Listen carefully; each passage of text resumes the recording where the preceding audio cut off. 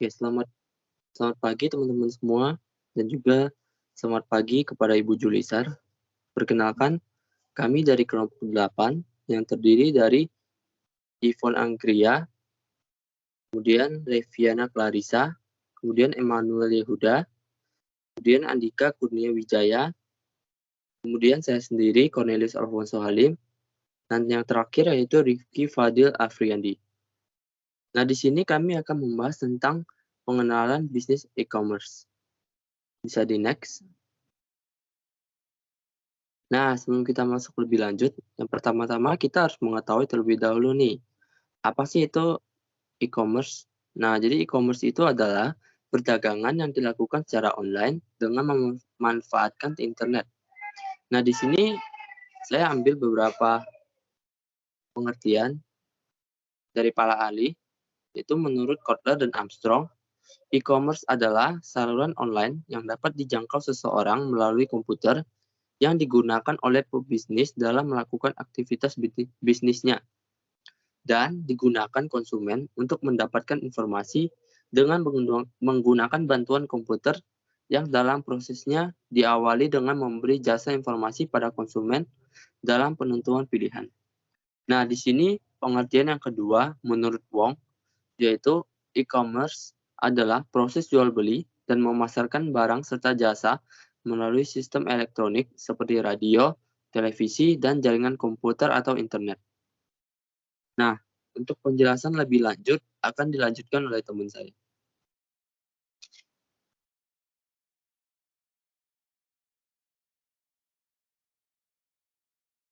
Di sini saya ingin menjelaskan mengenai perbedaan e-commerce dan marketplace. Nah, di perbedaan e-commerce dan marketplace sendiri itu dibedakan menjadi 4.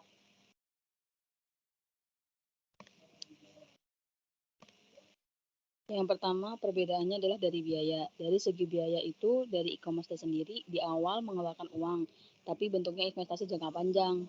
Nah, kalau untuk marketplace itu di awalnya gratis, tapi jika ingin memiliki fitur yang lebih premium di marketplace tersebut, dia harus bayar.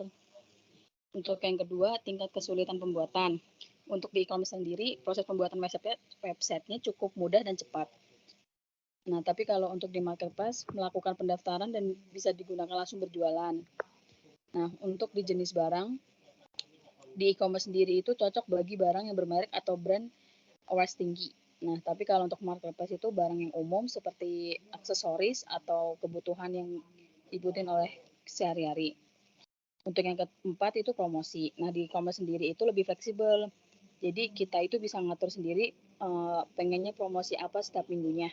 Nah, tapi kalau untuk marketplace itu dikendalikan oleh sistem dari marketplace tersebut. Nah, kalau untuk persaingan di e-commerce itu diterima kan sesama website. Jadi kita itu bisa ngelihat ranking pertama penjualan tuh toko siapa gitu.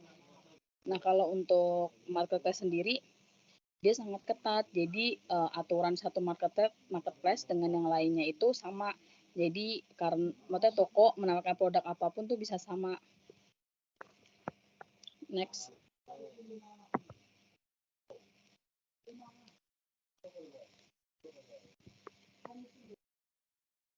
Di sini jenis-jenis e-commerce. Jenis-jenis e-commerce itu ada 4. Untuk yang pertama, business to business atau B2B. Nah, B2B ini tuh dilakukan secara dua belah pihak yang sama-sama memiliki kepentingan bisnis. Nah, jadi dua belah pihak ini itu mengerti dan mengetahui bisnis yang akan dijalankannya. Nah, bisnis ini tuh dilaksanakannya tuh secara berkesinambung atau maksudnya secara sederhana berlangganan satu sama lain. Nah, contohnya itu dari produsen ke supplier. Jadi transaksi secara online baik konsultasi kebutuhan barang atau hingga pembayaran. Nah, untuk yang kedua, business to consumer. Nah, kalau untuk business to consumer itu dilakukan oleh pelaku bisnis dengan konsumer. Jadi transaksinya ini jual beli biasa. Jadi menawarkan produknya itu bisa secara online atau langsung. Nah, untuk yang ketiga, customer to customer atau C2C. Nah, untuk C2C ini tuh dilakukan oleh konsumen ke konsumen.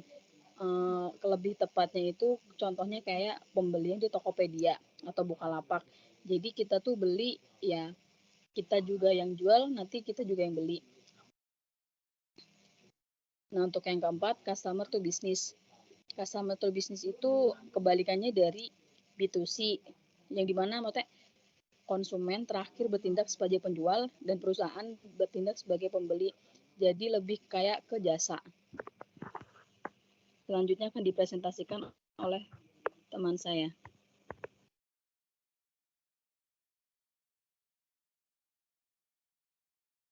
Oke, saya di sini next. Nah, di sini ada kegiatan-kegiatan yang berhubungan dengan e-commerce ya. Sorry. Nah, kegiatan-kegiatan yang berhubungan dengan e-commerce. Jadi banyak sekali yang bisa dilakukan dengan e-commerce ini ya. Namun pada umumnya ini banyak orang yang menganggap e-commerce itu cuma kegiatan jual beli. Seperti kita beli buku di online store. Tapi contohnya itu banyak yang ada di Indonesia. Yang pertama itu adalah jual beli ya. Itu udah pasti jual beli di marketplace. Nah, transaksi jual beli ini ya kita nggak usah, ini udah jadi hal yang lumrah ya di kalangan masyarakat kita. Kita tinggal pesan lewat aplikasi ya, seperti di Tokopedia atau di Shopee, nanti tinggal tunggu barangnya datang. Kemudian ada internet banking dan SMS banking, itu adalah merupakan transaksi pembayaran yang mudah, cepat, dan fleksibel ya. Transaksi ini juga merupakan dari jaringan telekomunikasi yang merupakan bagian yang tak bisa terpisahkan dari e-commerce. Tentu saja kenapa saya bilang tidak bisa terpisahkan dari e-commerce, karena mobile banking ini sangat memudahkan pelanggannya. Jadi kita tidak perlu ke ATM gerai, jadi kita hanya dengan HP kita, jaringan internet dan saldo di rekening kita sudah cukup bertransaksi melalui HP, dan transaksi itu akan diverifikasi oleh marketplace. Kemudian TV kabel dan internet provider itu juga yang sudah hal lumrah. Berlangganan TV dan kabel internet itu juga merupakan salah satu bentuk e-commerce yang sudah cukup lama yang berlangsung di Indonesia. Namun ada beberapa perusahaan beberapa perusahaan bisnis TV ya, kabel dan internet provider. Contohnya ya kita tahu Indovision, First Media, My Republic, dan lain-lain. Next.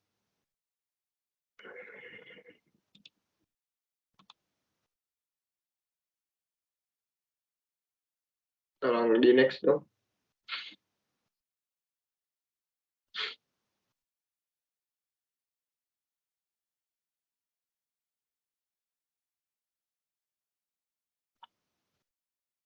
Oke, sekarang kita akan bagaimana sih pembayaran transaksi di e-commerce itu.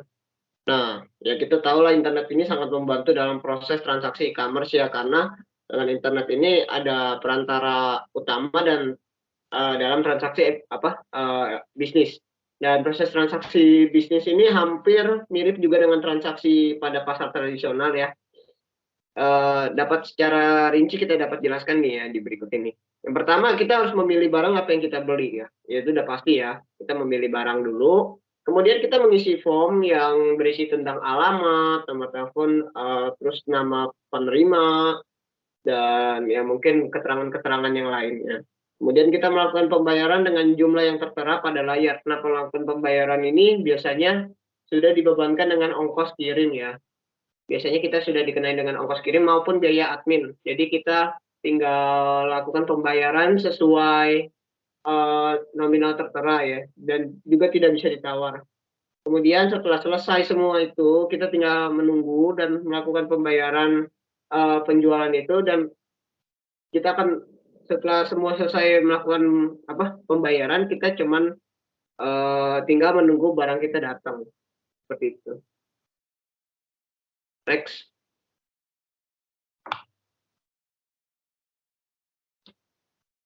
Selanjutnya akan dilanjutkan oleh teman saya. Oke, jadi yang dijelaskan oleh teman saya tadi adalah beberapa proses transaksi pada e-commerce. Jadi proses tersebut sebenarnya hanya membutuhkan waktu yang singkat. Tetapi yang membuat proses itu menjadi lama yaitu adalah proses pengirimannya, karena proses pengirimannya itu bersifat konvensional. Jadi jika dilihat dari sistem pembayarannya, ada beberapa jenis pembayaran, yaitu yang pertama itu sistem uang digital, di mana proses ini pembeli harus menukarkan sejumlah uangnya dulu di bank menjadi uang digital untuk membayar jumlah yang harus dibayarkan.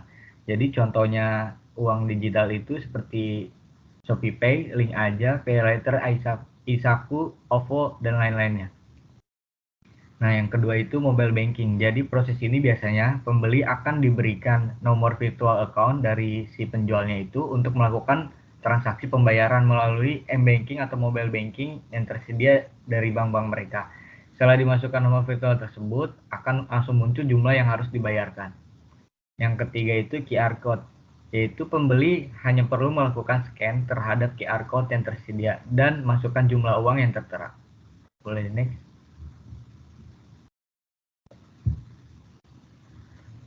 Nah, dari macam-macam e-commerce, dari transaksi hingga proses pembayarannya, di sini saya akan menjelaskan tujuan e-commerce. Yang pertama itu membuat e-commerce menjadi media belanja online.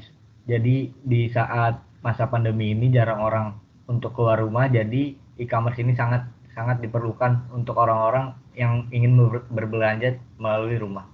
Berbelanja dari rumah karena medianya itu online. Yang kedua itu membantu proses transaksi dengan platform yang berbeda-beda.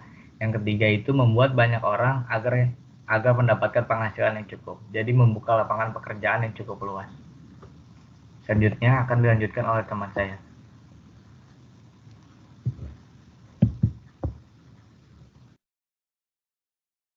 Oke, terima kasih. Sekarang saya akan menjelaskan manfaat dari e-commerce. Yang pertama adalah manfaatnya dapat memperluas jangkauan pasar. Salah satu manfaat e-commerce itu menjangkau target pasar yang lebih luas. Berbeda jika hanya memiliki toko konvensional yang menjangkau pembelinya hanya di wilayah yang di situ saja. Gitu. Dengan website e-commerce, kita dapat terhubung oleh pengguna dari berbagai wilayah sehingga hal tersebut bermanfaat untuk mengenalkan produk kamu. Yang kedua adalah menciptakan brand awareness. Seperti yang sudah dijelaskan bahwa e-commerce dapat memperluas jangkauan pasar kamu, maka dari situ dapat diartikan kalau semakin banyak pula orang yang mengetahui produk atau toko kita, dengan begitu tandanya toko kita sudah membentuk brand awareness. Hal yang sangat penting selain dikenal, juga bisa meningkatkan penjualan kita, sebab mereka percaya dengan produk kita yang bagus. Ketiga, itu adalah pelanggan mudah melakukan pembelian. Saat pelanggan membutuhkan barang, pasti mereka tidak ingin ribet untuk mencari barang dan mendapatkannya. Mereka hanya memerlukan platform atau search engine. Tentunya membuat toko online merupakan cara terbaik biar konsumen bisa membeli produk kita dengan mudah. Yang keempat adalah menghemat biaya. Manfaat e-commerce selain menjangkau pasar dan lain-lain, e-commerce juga dapat menghemat biaya kita. Gitu. Sebab kita nggak perlu menyewa toko secara fisik, kita hanya perlu di rumah saja, kita bisa bekerja dari rumah gitu. Yang kita butuhkan adalah hanya membayar iklan saja gitu, dan menggunakan tenaga kerja atau membuat website itu online kita sendiri. Terakhir adalah pengiriman lebih mudah. Dengan mempunyai toko online pasti memudahkan kita membeli produk yang pasti, menjual produk kita juga, dan pengirimannya juga mudah karena pengirimannya dapat dilacak melalui online juga gitu. Jadi kita nggak takut kehilangan barang kita. Boleh di next. Sekarang adalah ancaman yang ada dalam e-commerce itu. Yang pertama, authorization violation. Itu adalah pelanggaran atau penyalahgunaan wewenang legal yang dimiliki seseorang yang berhak mengakses sebuah sistem. Yang kedua adalah planting.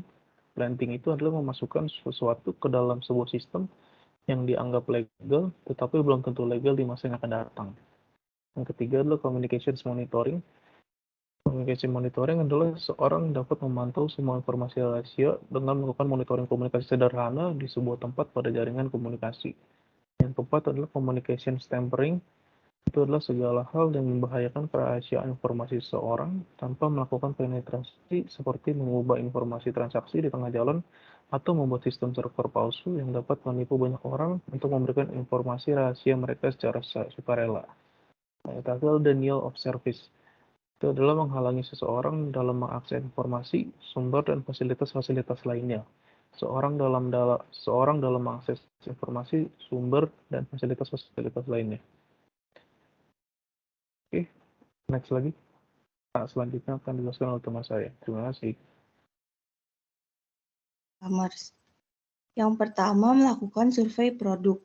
Lakukan survei produk tersebut juga dapat memudahkan Anda untuk memilih tipe serta jenis produk yang akan Anda tawarkan kepada konsumen. Yang kedua, tentukan produk yang ingin ditawarkan. Pilihlah tipe atau jenis produk yang sesuai dengan jumlah modal yang Anda miliki. Pada saat Anda sudah menentukan produk yang cocok, pikirkan juga tentang supplier produk tersebut. Apabila produk tersebut ingin Anda produksi sendiri, lakukan pertimbangan tentang kemudahan produksi, berapa banyak produk yang bisa Anda hasilkan dalam kurun waktu tertentu, dan modal produksi. Yang ketiga, daftarkan bisnis Anda. Apabila produk sudah siap untuk dipasarkan, daftarkan bisnis Anda di e-commerce yang Anda pilih. Pendaftaran bisnis e-commerce tidak membutuhkan biaya tertentu. Yang keempat, bangun jaringan bisnis Anda. Anda bisa share produk serta link bisnis ke sosial media Anda. Yang kelima, pantau kegiatan bisnis Anda. Pastikan Anda selalu aktif dan cepat dalam merespon kegiatan di laman bisnis Anda. Hal ini berguna untuk mencegah konsumen lari ke laman bisnis lain. Sekian presentasi dari kelompok kami. Mohon maaf bila ada salah kata. Terima kasih.